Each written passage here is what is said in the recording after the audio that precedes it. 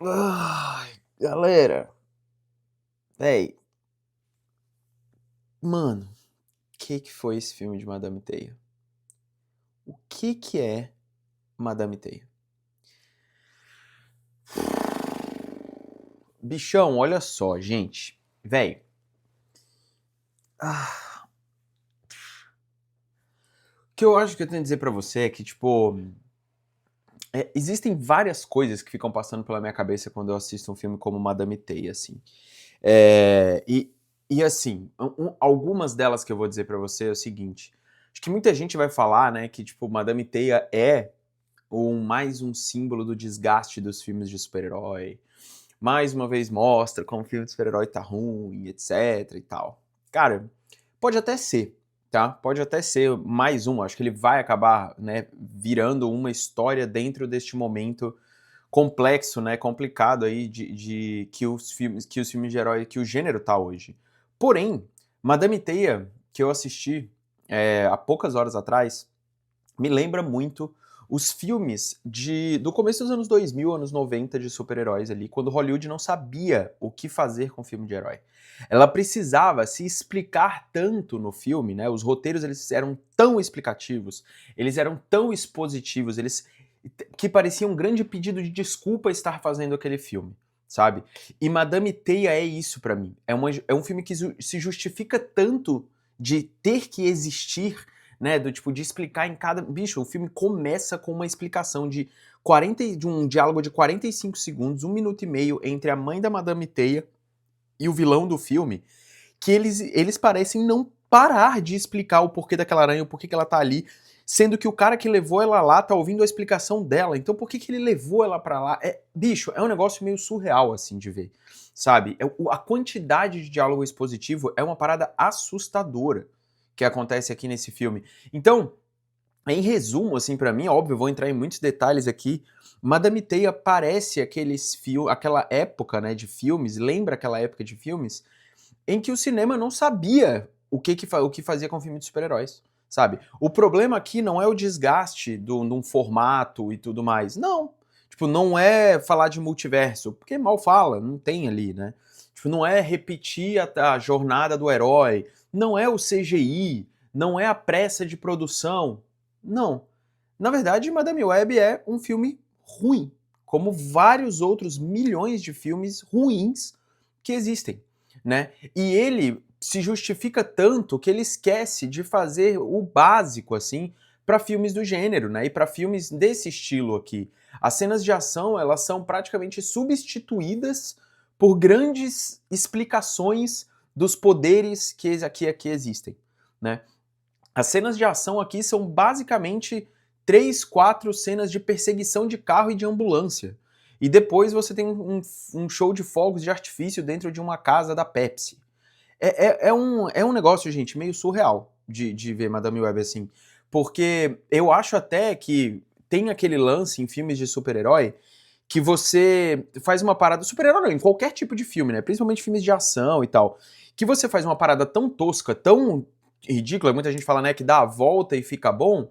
Eu nem sou muito desse negócio de dar a volta e ficar bom. Eu acho que boa parte dos filmes que abraçam o ridículo, eles fazem isso de forma proposital. E às vezes funciona e às vezes não. É o caso de Morbius, por exemplo, né? Morbius, pra mim, ele abraça o ridículo, mas não funciona muito bem. Funciona em alguns momentos, mas ele não funciona muito bem. O Venom, por exemplo, ele é um filme que ele abraça o ridículo, mas faz dele a própria pauta, né? Do tipo, a própria conexão entre o simbionte, o Tom Hardy, o Ed Brock e tal. O filme é sobre aquilo. O Morbius, ele tá sempre no meio termo entre fazer piada, de colocar o vilão pra, né, fazer um striptease, um Hadouken de morcego e tudo mais. Madame Web tem uma outra piadinha e tal, mas ele é tão tímido nesse tipo de coisa porque ele parece se justificar o tempo inteiro. É explicação atrás de explicação, explanação atrás de explanação. E aí você tenta explicar para as pessoas o porquê que aquela personagem existe, como que elas estão ali. é uma parada surreal, galera, de assistir, sabe? Ela não dá, o filme não dá a volta pra ser bom, o filme não consegue se entender como uma proposta meio tosca, ele não consegue assumir a tosqueira dos próprios visuais das personagens, sabe? É um filme que ele nem consegue se levar a sério o suficiente pra ser grounded, né, como eles falam, pé no chão, e ele nem consegue ser uma fantasia pura, o que é uma tristeza, assim, do tipo... E eu digo uma tristeza porque o elenco que tá aqui nesse filme é muito bom. As atrizes são muito boas. A Isabela Merced, por exemplo, que faz uma das Mulheres Aranha ali, ela já provou ser uma boa atriz, sabe? Ela fez, tipo, vários outros filmes legais. Transformers, inclusive, que é outro filme blockbuster e tal. Ela tem uma boa atuação. Ela acabou de ser escalada pra ser a Mulher Gavião, né?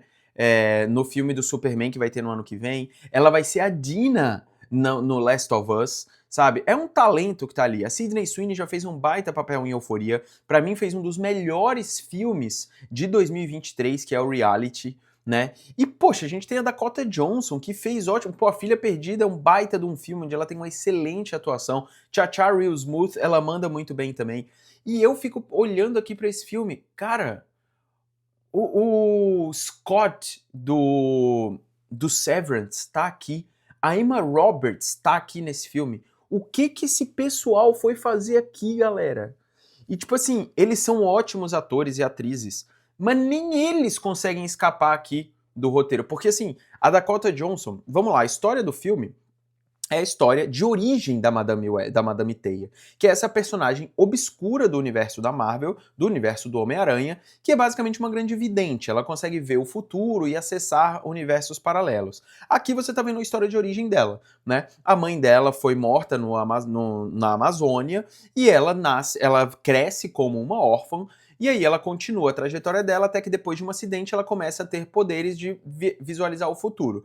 E do nada, né, tipo ali numa trama, numa teia, ela acaba sendo conectada com 3 adolescentes, né, que são a O'Connor, a Sydney Sweeney e a Isabela Mercedes, que essas 3 estão sendo caçadas por um Homem-Aranha do mal ali, um cara que tem superpoderes através de uma aranha, que esteve conectado com a mãe da Cassie, da Cassandra Webb, porque ele estava na Amazônia também com ela fazendo pesquisas. E aí você vai descobrir as conexões depois reais do porquê. Mas ele está procurando essas 3 adolescentes porque ele também tem a possibilidade de olhar no futuro e ele vê que elas vão matar ele no futuro. Né? Então ele vai caçar elas e aí a Cassandra acaba envolvida nisso tudo. A trama é basicamente isso. E ela começa a entender como manejar seus poderes, e ela vai se conectando com as 3 adolescentes porque ela é uma pessoa que não gosta de ter família, porque a mãe dela abandonou ela, né? Então a história é basicamente essa, mas por mais que pareça, né, que o formato, gente, do filme é muito simples, né? Tipo, é aquele formatinho de jornada do herói que a gente conhece. Não gosto de família, então vão ter personagens pra te apresentar família, pra no final do filme você gostar de família. Ah, o vilão, ele tem uma conexão com a sua família, então você vai olhar pra ele e lembrar da sua mãe. Os poderes, ela não quero os meus poderes de jeito nenhum, eu só quero viver minha vida aqui de solteira e profissional e tal, não sei o quê. E aí depois você, sabe, jornada normal. O lance é que o filme, o problema do filme não é o formato que ele usa. O problema é que ele executa cada um desses passos, né? E muitos dos filmes de gênero de herói que a gente vê ultimamente, o problema é quando eles executam isso da mesma forma. Que aí você fica enjoado, cara, mesma coisa, mesma coisa, mesma coisa. Aqui não é a mesma coisa, gente. É muito pior do que qualquer coisa, sabe? Por quê? Porque o filme está o tempo inteiro no ato 1, no ato 2 e no ato 3 se justificando. Ai, essa menina está aqui por causa disso, essa menina está aqui por causa disso. Ai, olha, gente, eu tô aqui por causa disso, sabe? E aí, gente, chega num nível onde as garotas, as 3 adolescentes, elas se vestem como as heroínas que elas vão ser, sabe? E elas têm que usar adereços no corpo o tempo inteiro pra mostrar as cores que elas vão ter. Tipo Power Rangers, tipo a Ranger rosa veste rosa porque ela vai virar a Power Ranger rosa, sabe? Aí a Sydney Sweeney vai ser a Mulher-Aranha, preto e branco, aí ela tem que vestir tudo de preto e branco. A Isabela Merced, por exemplo, ela é a mais inteligente de todas, né? Ela é a Julia Carpenter, ela vai ser a mais adolescente que é mais inteligente. Aí a roupa dela tá escrito: eu como matemática no café da manhã. Tipo, pra você não esquecer, tá? Não importa só o diálogo dela, não importa ela ser a pessoa mais inteligente. Tem que estar escrito na sua cara, sabe? E isso acontece o filme inteiro. inteiro, fora os ganchos de piada, que é uma piada que começa no começo do filme e aí eles puxam a piada pro final, né? Aquele tipo de piada, nossa, sabe? Aquelas conexões que você deixa o gancho pra você puxar depois, o tempo inteiro acontece isso. É impressionante. O poder da Cassandra de prever o futuro e de como ela controla isso é explicado sem zoeira, pelo menos umas 8 vezes. É inacreditável isso. Eu fico meio embasbacado com isso que acontece, gente, porque eu primeiro que tem pessoas excelentes aqui produzindo o filme, sabe? Do tipo, os atores aqui são muito bons, sabe? Mas muito bons mesmo. E aí você vê todo mundo num projeto que é muito ruim, assim, sabe? Pra mim, Madame Web está tranquilamente ali no patamar fortíssimo pra ficar entre os piores filmes de 2024, mas com toda certeza. Ai, Thiago, mas você tinha dúvida que esse filme ia ser ruim e tal? Cara, eu entro em todo filme, qualquer filme, série e tal, por mais que eu saiba o contexto, querendo que o filme seja bom.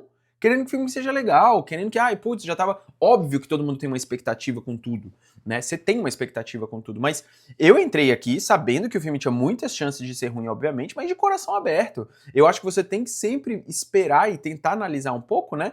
O que tá vindo dali. Pô, dá pra me divertir? Se der só pra me divertir, tá bom. Na minha opinião, esse filme não faz nem isso. As cenas de ação, elas são muito reduzidas, né? O senso de humor entre as protagonistas, que deveria ter para você conseguir ter uma conexão com elas, não funciona. São coisas muito vazias. Nenhuma delas evolui de fato. As personagens, nenhuma evoluiu. O vilão é uma parada tenebrosa. Tecnicamente, o filme é assustadoramente ruim, tá? A fotografia tenta fazer o tempo inteiro coisas de colocar, né, a câmera de cabeça para baixo para fazer alguns chicotes com a câmera para que você consiga ver a agilidade dali nas perseguições. Nada funciona, gente. O CGI tá ali de forma muito pobre também, mas que não acho que é um grande problema porque não se usa muito. É um filme barato, isso está claramente descrito ali na tela, né? Tá mostrado ali na tela, mas é realmente a narrativa que é muito ruim e a montagem parece uma colagem para te colocar todas as explicações. Não é que ela é ruim, mas ela é uma colagem para te explicar tudo o que vai acontecer até o final. E aí, quando chega no clímax, parece que o filme tem que cumprir tabela para que aconteça aquele finalzinho ali, porque eles chegam no final e falam, cara, a gente precisa acabar com esse filme aqui, a gente explicou isso tudo, a gente tem que fazer um final, né, pra galera ver o que vai acontecer. E aí tem um desfecho bizonho, bizonho, bizonho, bizonho, bizonho, sabe? Com uma parada assim que eu não consigo entender o porquê que eles fizeram. Na verdade, consigo entender, né? Do tipo, o porquê que eles quiseram fazer isso aqui. É o filme mais básico do básico. Parece pra mim que é uma justificativa. Tipo, não era pra esse filme existir. Mas já que ele existe, gente, tá aqui o mínimo que a gente pôde fazer. Essa é a minha sensação com o filme, sabe?